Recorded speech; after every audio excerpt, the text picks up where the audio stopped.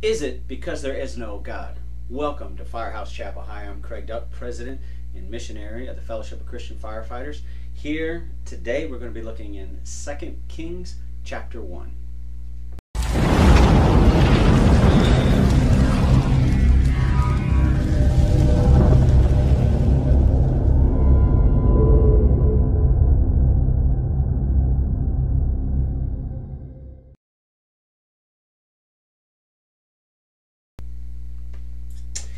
So, I don't need to tell firefighters and first responders that we live in an interesting time in human history.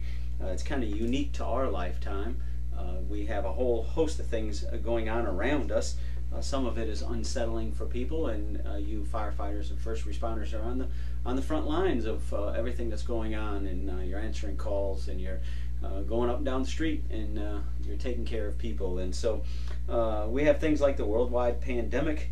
We have the riots, the protests, the closing of churches, the upcoming nasty elections, the attempt to restructure America as we know it, unemployment, and of course that doesn't include all the normal things that we respond to, the house fires, the heart attacks, people getting older, accidents, calamities, all sorts of things like that. And all of these things can shake people to their very core, even Christian firefighters and first responders, and it can challenge us, just exactly what do we believe, and what are we going to look at. And so today I want to look at 2 Kings chapter 1. If you do have your Bible, your smartphone, whatever you use, you can go ahead and turn to there. But I just wanted to give a little reality check as well, because I've had a lot of people come up to me and say, hey, are we in the end times? Has Revelation started already? And is the bowl judgment's getting ready? Where exactly are we? And so, again, it can be unsettling, but I do want to draw a wider thought pattern. Take a look at some things that have happened in history, because we do live in a fallen world. And since the original sin of Adam and Eve, there has been difficulties. You might recall that Cain killed Abel right after that, and so we had murder, and then we've had lots of murders. You turn on the news, and there's murders all the time. There's mass shootings, and we could certainly list all those. But as far as pandemics go, since we have this COVID-19 pandemic, and the numbers are before us, whatever your state is, or your local jurisdiction, or the whole country, or the world, most people are kind of up on the numbers on that. But let's take a look at some of the plagues from around the world, because this is not unique to human history. In 430 BC, we had the plague of Athens, and about 100,000 deaths, and that was a smaller area, not worldwide, but 100 deaths. That seems to be quite a bit. The Antonine plague in 165 to 180 AD, and we learned that about 5 million people died because of that. Then we can go on for the plague, the Justinian plague, they call that, where 10% of the world's population was killed. That's a lot of people, depending on how many live back there. But if you could just think of 10% of your fire department, however many people are on shift today, if 10% were killed because of a disease, that's a lot of people. One of the most notorious that we see was simply known as Black Death, and so that was primarily in Europe and Asia, and that killed over half the population of those two continents, Europe and Asia. In fact, many of us older people, when we were kids, I don't think they do it much anymore, but there was a little song going around, ring around the rosies, a pocket full of posies, ashes, ashes, we all fall down. And little kids used to, go round and round. I think I taught it to our boys when they were really little. But when you look into it, what was that song all about? It was about the Black Death, and it was about people dying. And so evidently, when you got that disease, you stunk like you were dead. And so people would put posies in their shirt pockets so they didn't have to smell themselves, and they knew that they were going to die, and eventually they did. Ashes to ashes, dust to dust. And so this little kid song is about people dying, and so that was a lot of people. And then the 1918 to 1920 Spanish flu, which killed over 5 million people worldwide. So we're not even close to that. And when we look at not only that, but wars are a big toll on population. Napoleon, 1803 to 1815, they killed between 3.5 and 6 million people. Russia had a civil war, didn't know that, and their little civil war from 1917 to 1922 killed between 5 to 9 million people. World War I, estimated 20 million. The King with a Q dynasty, that was about 25 million people died in that revolt. And in World War II, which a lot of us are familiar with, the death toll was between 40 and 85 million. And so you see there's been a lot of death throughout history. We're not in a unique position here, other than it is something new to our lifetime. Something this widespread has not happened before, and certainly how it spreads is kind of unique to us. And so I just wanted to put that all in perspective. But what I wanted to think about is at the time when a person faces death or a crisis in their life, where do they turn to? Where do they find peace, comfort?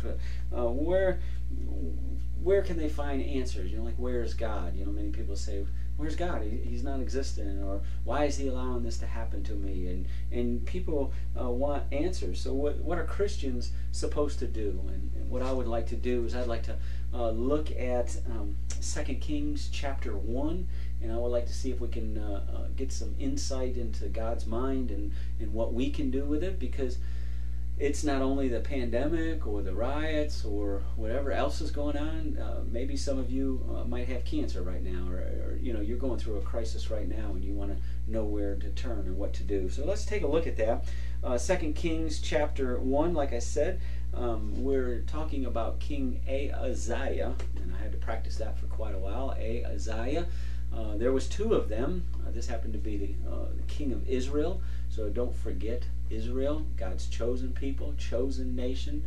These were the ones that had the prophets and had the priests, and so one would think that they were the most connected to God. And so we want to take a look at this. Obviously, it was in the Old Testament, and one of the interesting things is many people say this. I did a message at our church on Father's Day about the apple doesn't fall far from the tree, and we say that a lot about children, that they mimic their parents a lot. And so here we see King Ahaziah was just like that, and his dad, or daddy as we say down in the south, was King Ahab.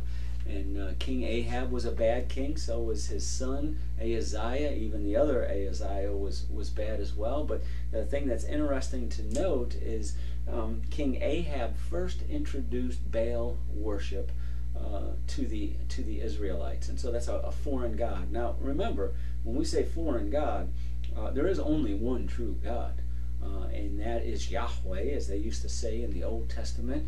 Jehovah, and a whole lot of other names, Jehovah Nisi, Jehovah Jireh, things like that. But there's only one true God, and so this Baal was not a god as a little g, but he turned the hearts of the Israelites to that. And so it's a sad time. Now Elijah was a prophet at the time, and many of you might recall him, and we'll bring you up to speed on Elijah in a little bit. But let's go ahead to 2 Kings chapter 1 and take a look.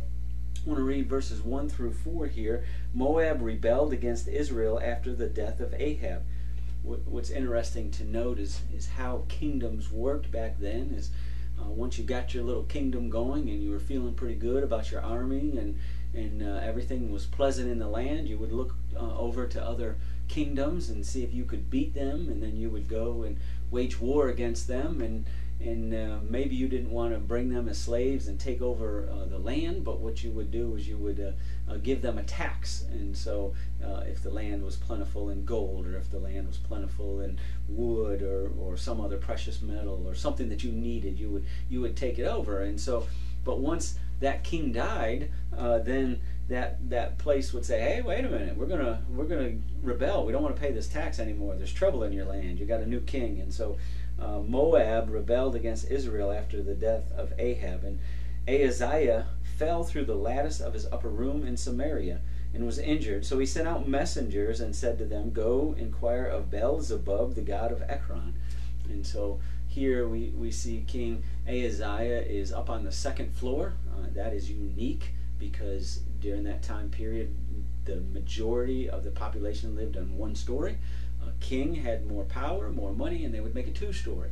And so they didn't have fancy windows and walls and stuff like we did, but they would put lattice, just what we think of, that thin piece of wood that goes this way and that way, and they would use that so that they would let the air in, but the people on the street could not see what the king was doing on the second floor, and they could mind their own business. And so he had an occasion where he fell through that lattice and landed on the first floor, and so he got injured.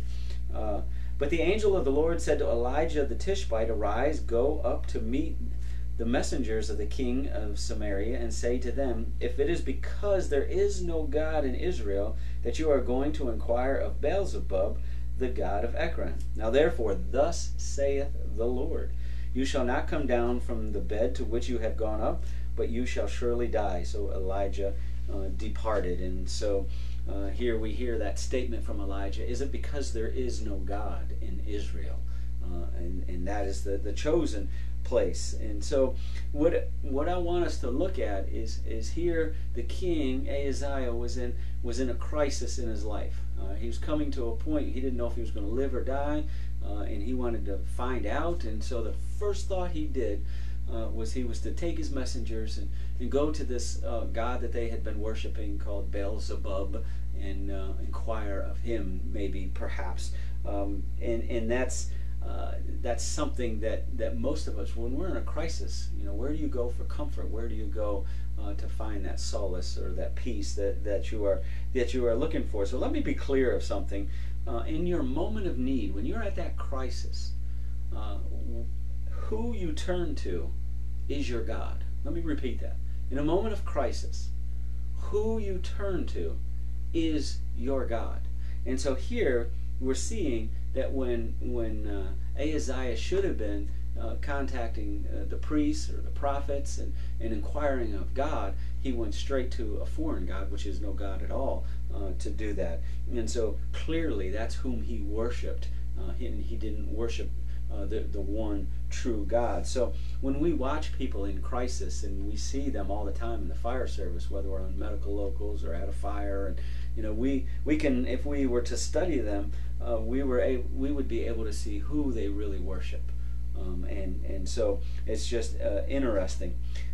Now, perhaps some of you right now are in a crisis. Don't think that we're exempt because we're in the fire service, that God's going to shine his face upon us and we're not going to have any trouble. Remember, Jesus said this, "I have said these things to you, that in me you may have peace.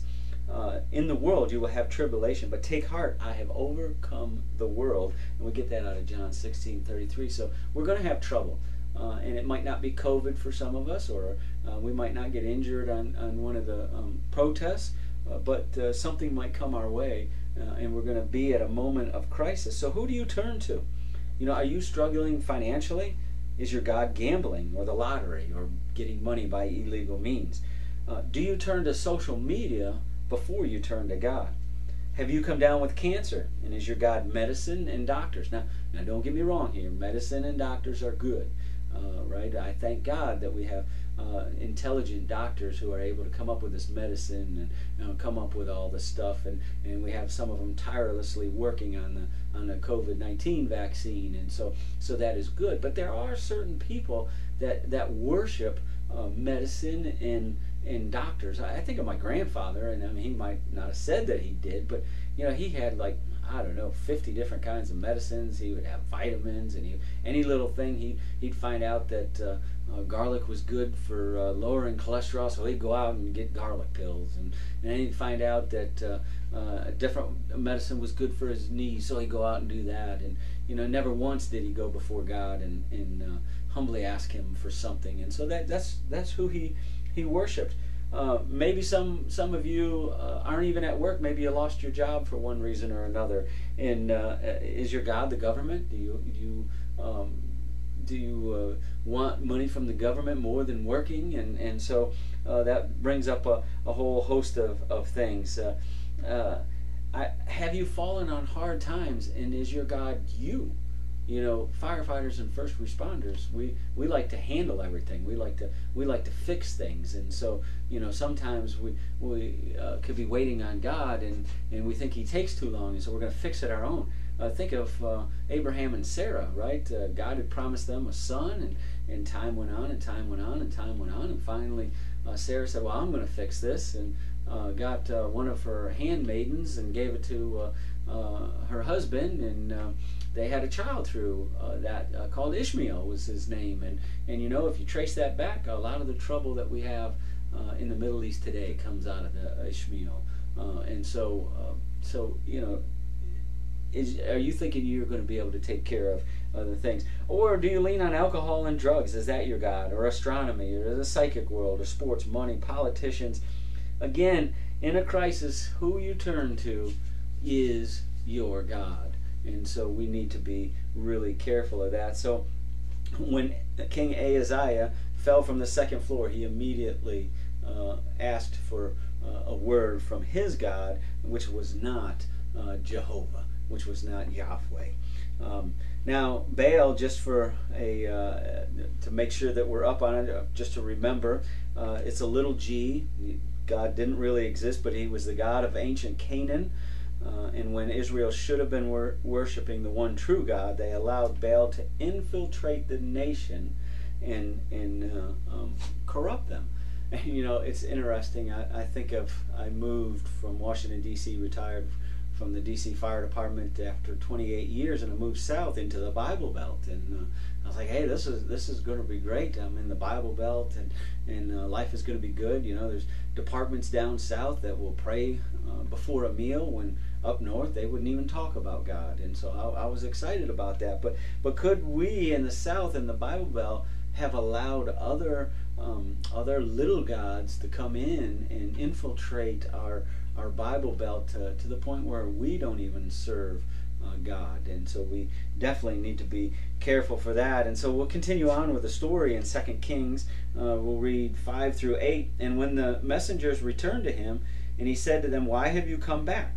So they said to him, "A man came up to meet us and said to us, 'Go return to the king who sent you, and say to him, Thus says the Lord, is it because there is no God in Israel that you are sending and inquiring of Beelzebub, the god of Ekron? Therefore you shall not come down from the bed to which you have gone up, but you shall surely die.'"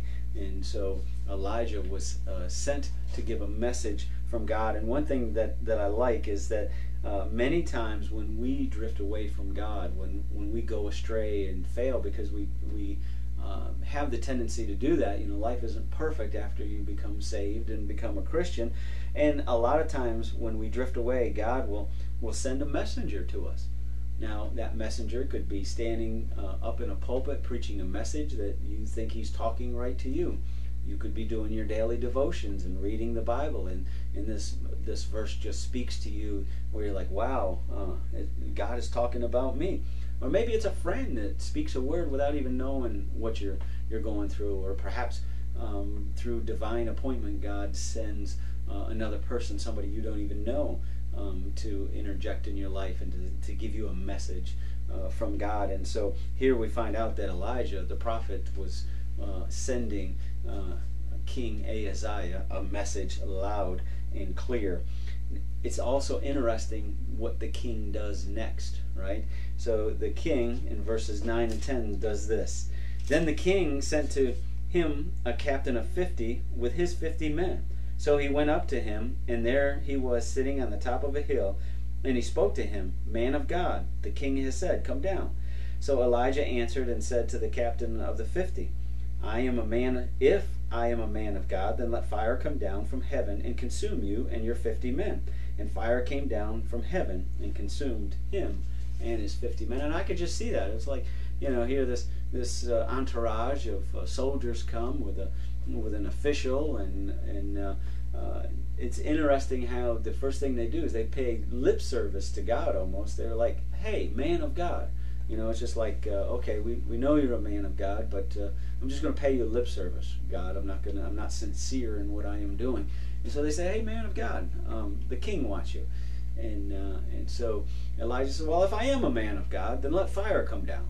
And so you might recall that story of of the time when Elijah called down fire. Baal and Elijah were going head to head, and so the worshipers of Baal had made their fire, and they were calling to their god, little g, and were trying to get this fire started, and then Elijah started mocking them, like, hey, maybe he can't hear, maybe he went on a vacation, perhaps he's sitting on the toilet, and so they go through this whole thing, and they never get fire. And then Elijah puts water on the wood and gets it soaked really good and calls down, and then fire came down and consumed that wood.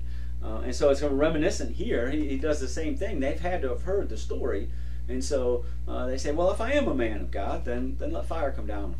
They're gone. So then the king sends the second one. So then he sent him another captain of the 50 with his men. And he answered and said to him, man of God, thus has the king said, come down quickly. You hear how the language, now I kind of emphasize that, and the emphasis isn't in the Old Testament there, but you can just hear that, come down quickly, right? So now the king is ordering Elijah, like you can order God, right? And so Elijah answered and said to them, if I am a man of God, let fire come down from heaven. And fire came down from heaven and consumed them as well. And so we see the first one gave lip service, the second one was commanding them, and that's dangerous territory to be in, especially when you're from the nation of God, to be doing that. I wonder how often we give lip service to God. We put a nice fancy sign in the yard, or we might have a nice T-shirt on, or a bumper sticker, or we'll make a nice, real nice fancy post on our Facebook, and do all that. We're just giving God lip service. Really, our life doesn't coincide with that, but we're giving them just a little bit. I think of when we went to Kenya and we're training the firefighters there. We would see that all throughout Kenya. They would have Bible verses on the top of their car and billboards or their shoe stand or whatever, and different names of God all over the place. And again, but their life didn't equate to that. They were just giving them lip service. Well, I wonder how many times we command God to do something. Hey, come over here. Hey, do that. You're taking too long, God. Do it this way. Do it my way. Like Sarah did. And don't be fooled. We cannot command God. So then, finally, someone with sense comes into the picture when Ahaziah sends the third captain, and it says this: again, he sent a third captain of the 50 with his 50 men. And the third captain of the 50 went up and came and fell on his knees before Elijah and pleaded with him and said to him, man of God, please let my life and the life of these 50 servants of yours be precious in your sight. Look, fire has come down from heaven and burned up the first 2 captains of the 50s with their 50s. But let my life now be precious in your sight. And the angel of the Lord said to Elijah, go down with him, do not be afraid of him. So he arose, went down with him to the king, and then he answered the king and told him, is it because there's not a God in Israel? You are not getting out of this bed. And then the king died. And so, but we see this, finally somebody with humility comes. Often our pride gets in the way of things, and we try to be prideful. I mean, you hear firehouse pride and ladder pride, and we want to keep the fire trucks clean. We have pride in our company. We want our company to be the best, or our department to be the best. And those things, are well and good. We want to have good companies. I don't want to have companies throughout the world that are just lazy and not doing something. But pride, when we come with this arrogant boasting before God, it is just not good. And this one captain of the 50, he understood that, and he humbly came because he knew the power that Elijah had, and he didn't want him to rain on his men, and so he humbly came before God. And so that's what Ahaziah should have done in the very beginning, was humbly come and seek God's will for this situation, but he didn't. So what should he have done, right? So what would have been a better plan? Firefighters always have to have a plan, write it down in steps of operation. What do we do? And so let me suggest that we turn to Solomon, and then we look for his wisdom to see how we can handle when that emergency comes in our life, when we're struggling, when the wheels fall off and we don't know, let us first go to God. So let's look at Proverbs 3, 5, and 6. And I know many of you have this memorized. It's a great verse. Trust in the Lord with all your heart, and do not lean on your own understanding. In all your ways acknowledge Him, and He will make straight your paths, or He shall direct your paths, in the New King James says. And so if we dissect this just a little bit into 3 points of what we can do to live a godly life in the fire service. First is trust.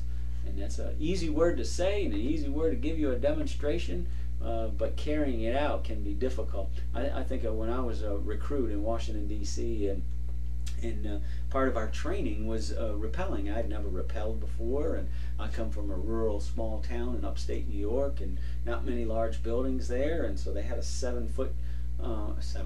7-story tower, and we're up on the roof with this rope, and they're going to teach us how to rappel. And so they teach us how to hook it up, and they teach us how to put this harness on. Of course, the harness was a ladder belt back then, and how to wrap it from the underside 3 times and bring the rope around your back.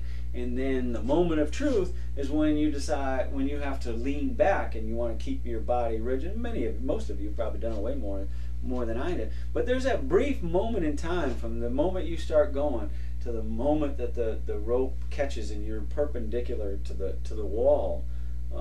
You're like, what's going to happen? And so you're saying in your mind, trust the rope, trust the instructors, trust, and then, oh, okay, this is not bad. And you can walk on down or be fancy and jump from. They made us walk down, and so you get a better handle of trust. Or maybe if some of you were in combat and you used to jump out of airplanes, and you would jump out a perfectly good airplane with just this pack on your stomach or back, wherever it is. I've never done that, and you're fully trusting in that chute to be able to open and to get you down. And so that brings trust in a little bit better. By faith, we need to have confidence in God's wisdom, His power, and His goodness. We need to reassure ourselves that God is still in control no matter what is happening around us. And so He has our best interests in mind. I think of Father Damien. That's been in the he's been in the news. He's a statue currently in the U.S. At the U.S. Capitol. I've seen this statue. He was a Catholic priest that went to Hawaii before it was a state, when it was its own kingdom, and they had a colony of lepers. And I'm not talking the animals. I'm talking the leprosy. And so he ministered to those folks, and he poured his life into them, helping their sickness and healing them and providing for their needs. And in fact, he even came down with leprosy and eventually died by it. So he trusted in God for going down there and doing that work, and God rewarded him for that. So God can accomplish anything. Do you believe that? We often say that, but God can accomplish anything. Do you believe it? Resist the urge to lean on your own understanding, right? It says, trust in the Lord with all your heart, with everything, and lean not on your own understanding. In all your ways acknowledge Him. Now, that's not giving lip service like that second, the first captain of 50 and his 50. Don't give God lip service. In all your ways acknowledge Him. So we not only need to believe that there is an all-knowing, all-powerful God, we need to own it. We need to embrace it. Today's Christians need to acknowledge God in everything, not just giving Him that lip service, not just putting that bumper sticker, but be thankful for God that He gave you that job in that department that you're in, that He provides safety for your crew, that He provides everything for you. I mean, you're probably getting ready to have a meal in a few minutes. Somebody's down in the kitchen cooking. Did you thank God for that? So in everything, acknowledge Him. And we do that not only publicly saying it, but even through prayer. Just going to God in prayer, thanking Him for His provisions for you, and then He will make straight or direct your path. So this this Bible verse that Solomon gives us comes with a promise. That we trust in God no matter what. That if we acknowledge Him in everything, then He's going to direct our paths. He's going to put us in the right place at the right time, and every time. Again, that doesn't mean that the world's going to be cheery, but you can be sure that He is going to direct your path. So what's the application for us Christian firefighters today? And it's simple. We need to watch how we act when a moment of crisis comes. We need to fully trust in God in everything.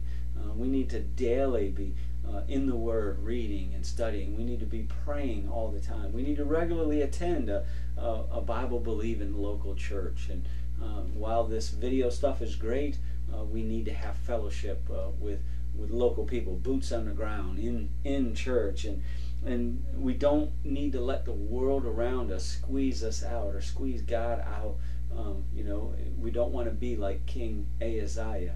We want to be like Solomon, that taught us to trust in the Lord.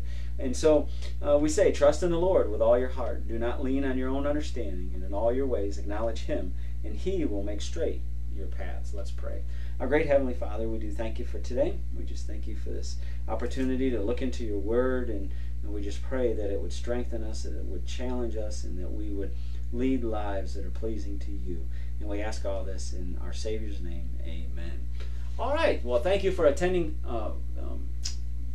Firehouse Chapel. I was trying to say something funny, and so my brain can't work that good. But anyways, thank you for attending Firehouse Chapel. We have been doing the commands of Christ, and I think we're going to take a little break from that, and that's why I gave you this message. And starting next week, I would like to do a book study. We're going to be looking into James, and we're going to be going through that verse by verse, and so, I mean, not just one verse at a time, but that'll allow you to study if you want.